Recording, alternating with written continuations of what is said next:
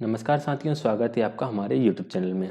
आज की वीडियो में हम डिस्कस करेंगे 25 फरवरी 2023 शिफ्ट 2 का KVS PRT का क्वेश्चन पेपर, जिसके हम मैथ्स के क्वेश्चन डिस्कस करने जा रहे हैं। इससे पहले हमने CDP के सारे क्वेश्चन पेपर डिस्कस कर लिए हैं और 25 फरवरी से पहले जो क्वेश्चन पेपर हुए थे, जिन शिफ्ट्स में हुए थे, उन्हें भी हमने डिस्कस कर लिया है। तो प्लेलिस्ट बनी हुई KVS PRT previous year question papers के नाम से, उस प्लेलिस्ट में जाइएगा, आपको सारे PYQs देखने के लिए मिल जाएंगे। स्टार्ट करते हैं आज का क्वेश्चन पेपर। फर्स्ट क्वेश्चन के साथ इजी क्वेश्चन है। एक क्वेश्चन बहुत अच्छा लगा मुझे इनकी शिफ्ट का, बाकी बहुत ही बढ़िया बढ़िया क्वेश्चंस थे। The smallest 6 digit number which is completely divisible by 21 is. हमें 6 अंकों की सबसे छोटी संख्या बताना है। कितने? 5 अंकों का 6 अंकों की सबसे छोटी संख्या बताना है जो 21 से पूर्णतः विभाजित हो जाएगी। तो हम 21 से इसको डिवाइड करेंगे, जो रिमाइंडर आता है रिमाइंडर को इसमें से सब्ट्रैक्ट करके इसमें ऐड कर देंगे, हमारा आंसर हो जाएगा। इसी तरीके से हम करते हुए आ रहे हैं। इस प्रकार के क्वेश्चंस प्रीवियस शिफ्ट्स में भी आए हुए हैं। सबसे पहले कितनी बार में जाएगा? ये 4 बार में जाएगा। 4 एकम 4, 4 दूनी 8, यहाँ पर बचेगा 16, ऊपर से एक 0 उतारेंगे। फिर ये 5, 6, 7 बार में चला जाएगा। 7 एकम 7, 7 दूनी 14, फिर हमारे पास यहाँ पर बचेगा 13, फिर एक 0 उतारेंगे। अब ये चला जाएगा हमारा 6 बार में। 6 एकम 6, 6 दूनी 12, अब बचेगा 4, ऊपर से एक 0 उतारेंगे। 21 एकम 21, और यहाँ पर अब हमारा बचेगा 19। ठीक है, तो हम फिर 21 में से 19 माइनस करते हैं, कितना आ गया? 2 आ गया। ये 2 ले जाके हम इसमें ऐड कर देंगे, तो ये हमारा आंसर बन जाएगा। ये 6 डिजिट का स्मॉलेस्ट नंबर है जो 21 से डिवाइड हो जाएगा। ऑप्शन नंबर 4 हमारा सही उत्तर रहेगा। आगे बढ़ेंगे अगले प्रश्न की तरफ। अगला प्रश्न है 6 अंकों की सबसे छोटी संख्या का पूर्ववर्ती क्या होगा? भाई पूर्ववर्ती मतलब क्या होता है? एक पहले का। 6 अंकों की सबसे छोटी संख्या ये है, इसके एक पहले का क्या होगा? जिसमें से एक माइनस कर दोगे, सिंपल है। आपका 9 आ जाएगा 5 टाइम 5 टाइम 9, ऑप्शन नंबर 4 में। ऑप्शन नंबर 4 सही आंसर हो जाएगा। बस ये ऐसे सिंपल सिंपल से क्वेश्चंस भी दिए थे। कुछ कैलकुलेटिव क्वेश्चंस भी थे। कैलकुलेटिव मतलब क्या करना था? जोड़ घटाना ही करना था। मतलब कठिन भाग वाले क्वेश्चन तक भी नहीं है, डिवाइड वाले भी टफ क्वेश्चन नहीं है, सारे इजी है, इजी क्वेश्चन है। अ पब्लिशर पब्लिश्ड इकाई, दहाई, सैकड़ा, हजार, 10,000, lakh 5 lakh copies of a book and sold 4,75,939 copies. 4,379 copies got damaged. The number of copies left with publishers is। एक प्रकाशक 5 लाख पुस्तकें छापता है, 4,75,939 पुस्तकें बेच देता है, 4,379 पुस्तकें खराब हो जाती है। प्रकाशक के पास कितनी पुस्तकें शेष बची? तो भाई उसने 5 लाख पुस्तकें छापी, तो हमने यहाँ पर पहले 5 लाख लिख लेते हैं। लिखा गया। उसमें से 4,75,939 किताबें जो थी उसने बेच दी, तो कितनी बची? 1, 6, यहाँ पर बचेगा 0, 4, 2, इतनी किताबें बची। इनमें से 4,379 किताबें खराब हो गई। अब कितनी बचेंगी? 11 में से 9 का 2 बचे, यहाँ पर बचेगा आपका 8, 9 में से 3 का 6, यह बचेगा 19। 19,682। 19,682 ऑप्शन नंबर सेकंड में है। ऑप्शन नंबर सेकंड हमारा सही आंसर हो जाएगा।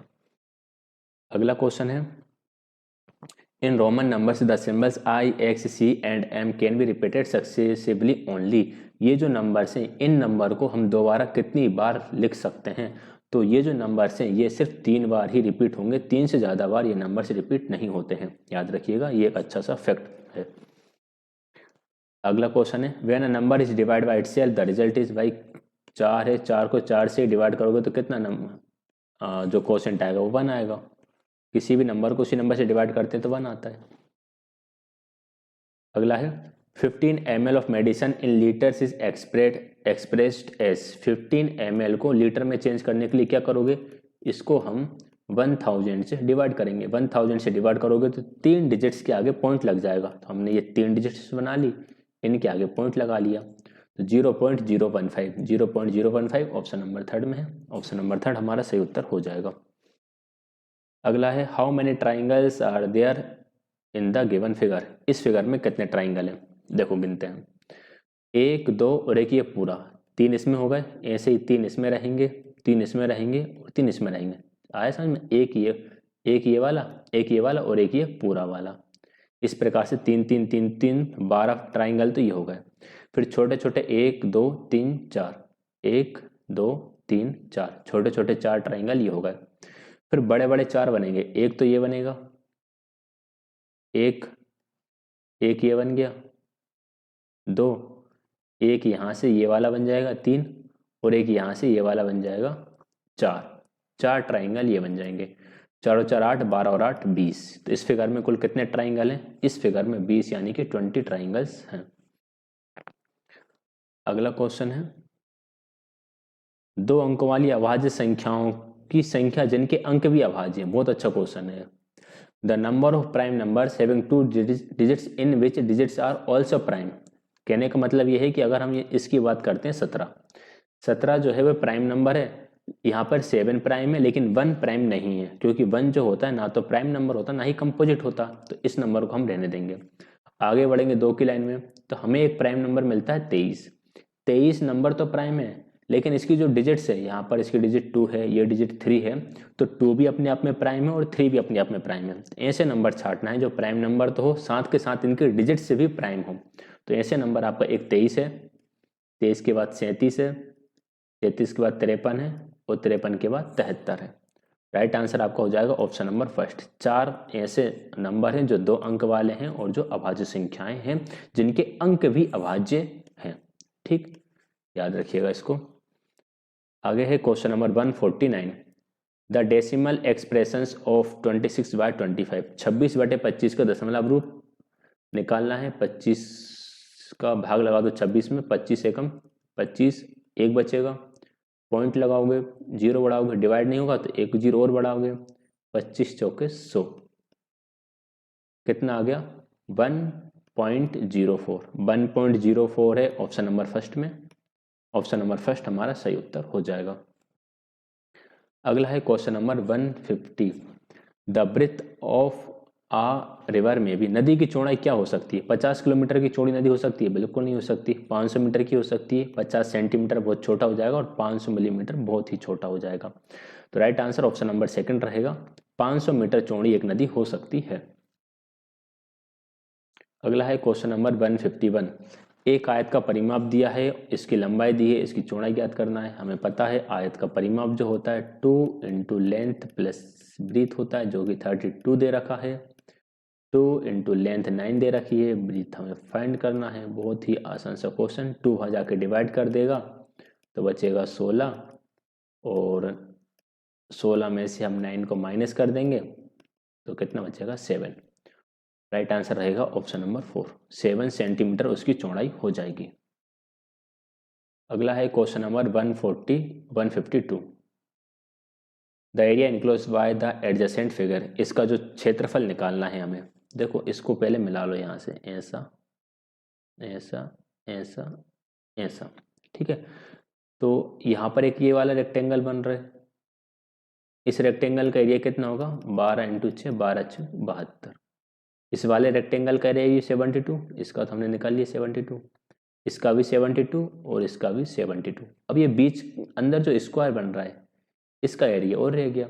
ये 6 सेंटीमीटर है तो ये साइड भी 6 सेंटीमीटर रहेगी। स्क्वायर का एरिया होता है साइड मल्टीप्लाई बाय साइड, तो 6 6 36 इसका हो जाएगा।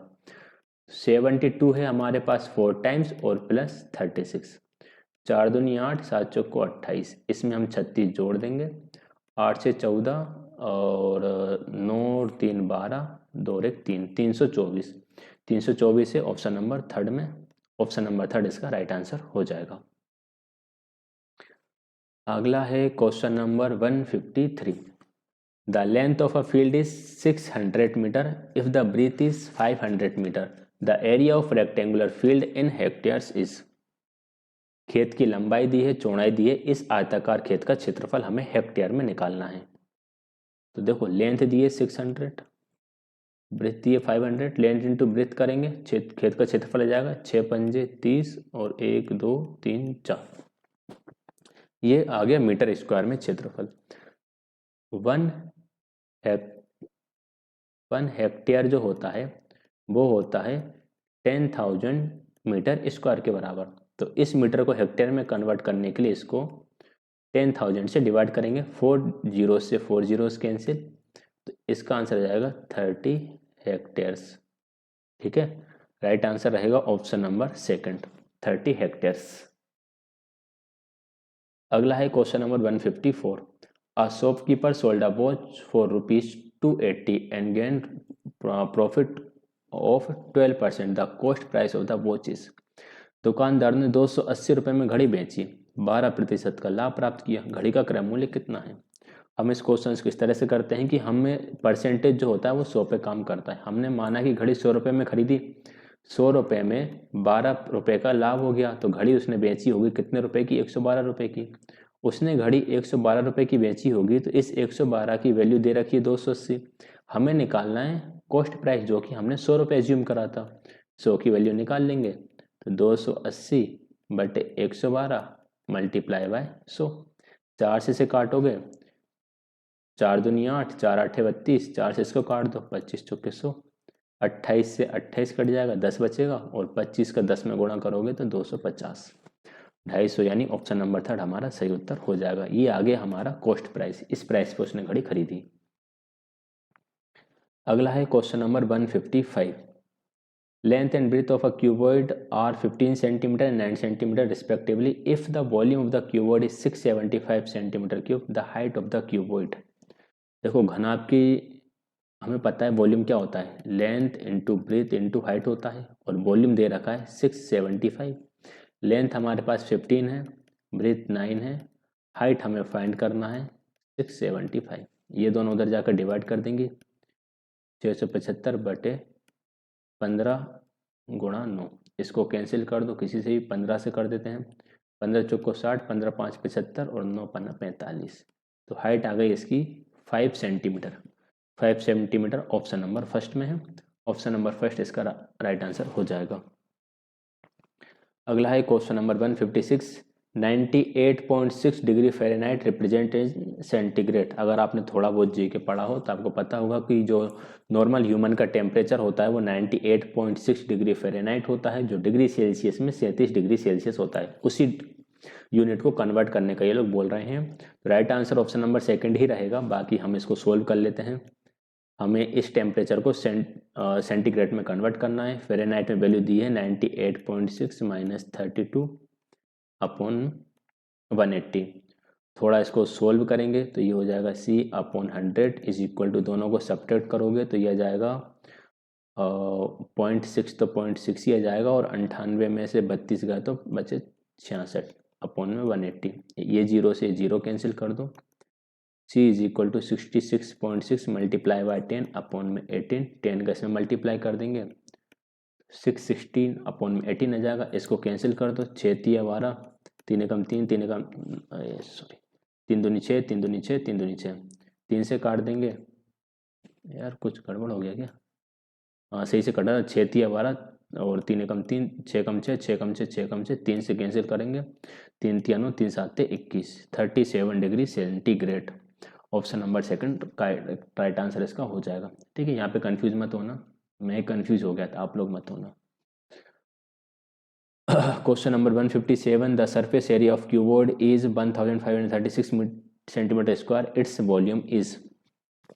घन का संपूर्ण पृष्ठ का क्षेत्रफल दिया है, इसका आयतन निकालना है। सरफेस एरिया ऑफ क्यूब का फॉर्मूला क्या होता है? सरफेस एरिया ऑफ क्यूब होता है आपका 6a² और सरफेस एरिया दिया है 1536, तो a स्क्वायर बराबर 1536 बटे 6। 6 से इसको कैंसिल कर दो, 6 कम 6, 6 दूनी 12, 6 पंजे 30, 6 छिंग 36, और 256 है वो कितने का स्क्वायर होता है? 16 का स्क्वायर होता है। तो साइड हमारे पास आ जाएगी 16। हमें क्या निकालना है? आयतन निकालना है, तो ये आपको पता ही होगा, volume of cube. Volume of cube होता है a क्यूब, यानी कि 16 का क्यूब। 16 का क्यूब होता है आपका 4096। ठीक है, 50 तक आपको स्क्वायर याद होना चाहिए एंड एटलीस्ट 20 तक क्यूब याद होना ही चाहिए। अगर आपको ये चीज़ें आपके दिमाग में हैं तो आप कैलकुलेशन बहुत जल्दी कर पाओगे। राइट आंसर इसका ऑप्शन नंबर 4 रहेगा। क्वेश्चन नंबर 158, 1 + 2 + 3 50 तक इनको जोड़ोगे कितना आएगा। इस जैसे अगर कंजुगेटिव नंबर्स लिखे हों तो उनको ऐड करने का फॉर्मूला होता है n + 1/2। यहाँ पर n = रहेगा हमारा 50, तो रख देते हैं इस फॉर्मूले में 50 50 + 1/2। 2 से 50 को कैंसिल करेंगे तो 25 × 51, 51 का मल्टीप्लाई कर देना, 25 बन जाए 25 का 5 कैरी 2, 25 5 जा 125, तो 1275 1275 आएगा। ऑप्शन नंबर 3 हमारा सही उत्तर रहेगा।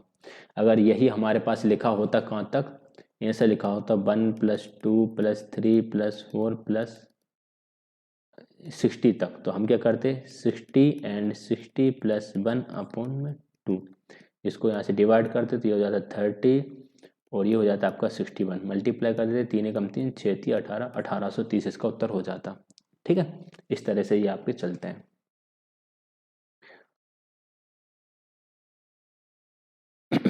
अगला है क्वेश्चन नंबर 159। ये क्वेश्चन रिपीटेड क्वेश्चन है।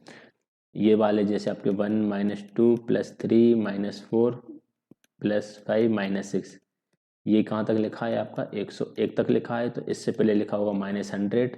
ये मिलकर हमारे -50 बनाते हैं और इसमें आप जब 101 को ऐड करोगे तो ये आपका 51 हो जाएगा। ऑप्शन नंबर 4 इसका सही उत्तर रहेगा। अगला है question number 160, which among the following can not form a cube. ये क्वेश्चन पहले भी आया था, तो शायद वहाँ पे मुझसे आंसर इसका गलत डिस्कस हो गया था, मैंने शायद कुछ और ऑप्शन सही उत्तर बता दिया था। इसका राइट आंसर ऑप्शन नंबर 1 रहेगा। ये क्यूब नहीं बनेगा, क्योंकि क्यूब बनने के लिए हर एक क्यूब के बाद अल्टरनेट होने चाहिए। जैसे 1 है, इसका अल्टरनेट कौन सा है, ये है। हम अगर अगले की बात करें, ये है। एक मिनट रॉन्ग हो, गलत हो गया थोड़ा सा।